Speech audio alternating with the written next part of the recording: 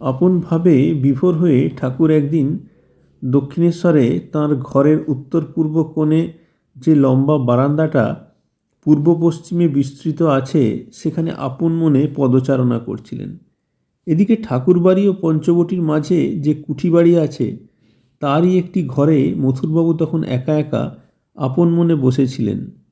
মথুরবাবু যেখানে বসেছিলেন সেখান থেকে ঠাকুরের যেখানে বেড়াচ্ছিলেন সেই বারান্দার দূরত্ব খুব একটা বেশি না হওয়ায় ঠাকুরের পদচারণা মথুরবাবুর বেশ নজরে আসছিল। মথুরবাবু যে বৈঠকখানায় বসে ঠাকুরকে লক্ষ্য করছেন ঠাকুর তা আদৌ জ্ঞাত ছিলেন না। হঠাৎ মথুরবাবু তাঁর কুঠিঘর থেকে দৌড়ে এসে ঠাকুরের পা জড়িয়ে ধরে কান্নাকাটি করতে লাগলেন। ঠাকুর বললেন, তুমি এ কী করছো? তুমি রানীর জামাই, লোকে তোমায় এমন করতে দেখলে কি বলবে? স্থির হও, ওঠো। সে কি তা শোনে?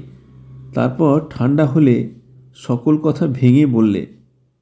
অদ্ভুত দর্শন হয়েছিল। বললে, বাবা তুমি বেড়াচ্ছ আর আমি স্পষ্ট দেখলুম যখন এদিকে এগিয়ে আসছো দেখছি তুমি নও, আমার ওই মন্দিরের মা। আর যেই পিছন ফিরে ওদিকে যাচ্ছ দেখি কি যে সাক্ষাৎ মহাদেব।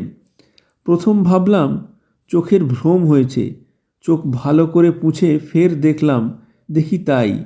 এরূপ যতবার করলাম দেখলাম তাই। এই বলে আর কাঁদে। ঠাকুর বললেন, আমি তো কই কিছু জানি না বাবা। কিন্তু সে কি শোনে? অনেক করে বুঝিয়ে সুঝিয়ে বলার পর তবে সে শান্ত হয়। মথুর কি সাধে এতটা করত? মা তাকে অনেক সময় অনেক রকম দেখিয়ে শুনিয়ে দিয়েছিল। তিনি বুঝেছিলেন ঠাকুর বাস্তবে কি সামান্য নন। জগদম্বা তাঁর প্রতি কৃপা করে ঠাকুরের শরীরের ভিতর সাক্ষাৎ বর্তমান আছেন।